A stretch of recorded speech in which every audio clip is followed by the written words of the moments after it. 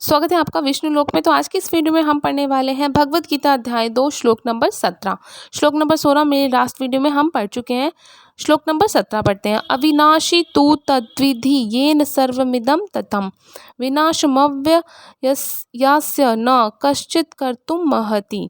जो सारे शरीर में व्याप्त है उसे ही तुम अविनाशी समझो। उस अव्यय आत्मा को नष्ट करने में कोई भी समर्थ नहीं है। यहाँ पर कृष्ण भगवान बता रहे हैं कि जो आत्मा हमारे शरीर के अंदर होती है उसे कोई भी नष्ट नहीं कर सकता है। शरीर मरता है लेकिन आत्मा हमेशा अमर रहती है। इस श्लोक में संपूर्ण शरीर में व्याप्त आत्मा की प्रकृति का अधिक स्पष्ट वर्णन हुआ है। सभी लोग समझते हैं कि जो सारे शरीर में व्याप्त है वह चेतना है, लेकिन प्रत्येक व्यक्ति को शरीर में किसी अंश या पूरे भाग में सुख दुख का अनुभव होता है, लेकिन चेतना की यह व्याप्ति किसी के शरीर तक ही सीमित रहती है। एक शरीर के सुख तथा दुख का बोध दूसरे शरीर को नहीं हो पाता। फलतः प्रत्येक शरीर में व्यष्टि आत्मा है और इस आत्मा की उपस्थिति का लक्षण व्यष्टि चेतना द्वारा परिलक्षित होता है। इस आत्मा को बाल के अग्रभाग के 10,000वें भाग के तुल्य बताया जाता है। श्वेताश्वतर उपनिषद में इसकी पुष्टि हुई है। बालाग्रशत भागस्य शतधा कल्पितस्य च भागो जीवः स व्यज्ञ स चानन्ताय कल्पते। यदि बाल के अग्र भाग को 100 भागों में विभाजित किया जाए और फिर इनमें से प्रत्येक भाग को 100 भागों में विभाजित किया जाए तो इस तरह के प्रत्येक भाग की माप आत्मा का परिमाप है। मतलब आत्मा का जो परिमाप यहाँ पे इतना छोटा बताया जा रहा है। इसी प्रकार यही कथन निम्नलिखित श्लोक में मिलता है। केशाग्रशत भागस्य शतांश सादृश्यात्मक जीव सूक्ष्म स्वरूपो अयम संख्यातीतो ही चित्कणः। आत्मा के परमाणुओं के अनंत कण हैं जो माप में बाल के अगले भाग नोक के 10,000वें भाग के बराबर हैं। इस प्रकार आत्मा का प्रत्येक कण भौतिक परमाणुओं से भी छोटा है और ऐसे असंख्य कण हैं।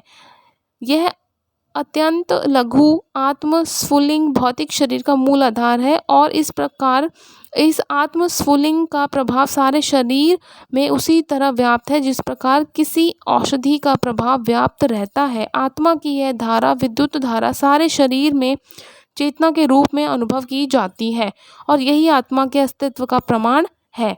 सामान्य से सामान्य व्यक्ति भी समझ सकता है कि यह भौतिक शरीर चेतना रहित होने पर मृतक हो जाता है और शरीर में इस चेतना को किसी भी भौतिक उपचार से वापस नहीं लाया जा सकता। अतः यह चेतना भौतिक संयोग के फलस्वरूप नहीं है अपितु आत्मा के कारण है। मुंडक उपनिषद में सूक्ष्म परमाण्विक आत्मा की और अधिक विवेचना हुई है।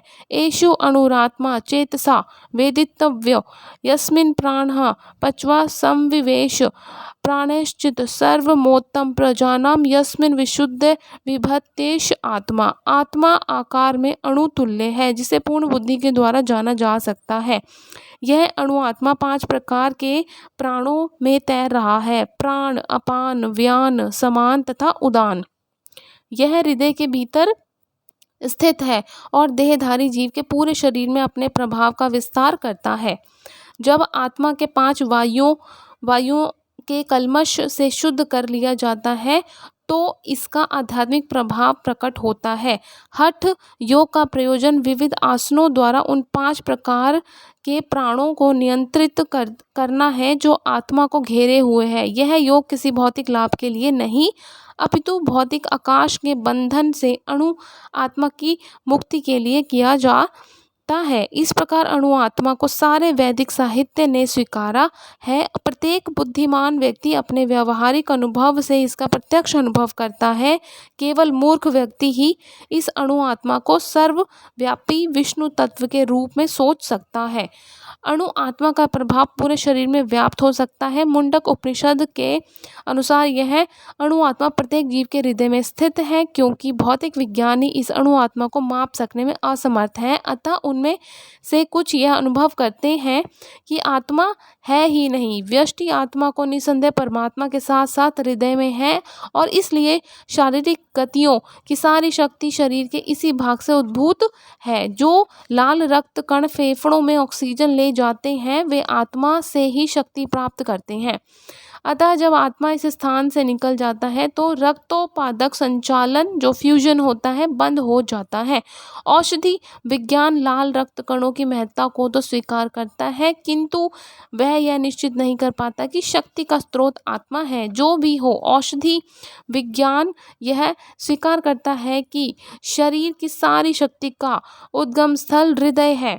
पूर्ण आत्मा के ऐसे अणुकणों की तुलना सूर्य प्रकाश के कणों से की जाती है। इस सूर्य प्रकाश में असंख्य तेजोमय अणु होते हैं। इस प्रकार परमेश्वर के अंश उनकी किरणों के परमाणु स्फुलिंग है और प्रभा या पराशक्ति कहलाते हैं।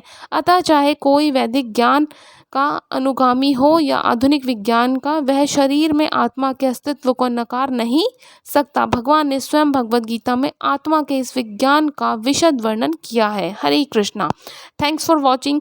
वीडियो को लाइक ज़रूर करें, मेरे चैनल को सब्सक्राइब ज़रूर करें पूरी भगवद गीता मेरे साथ जानने के लिए। हरे कृष्णा।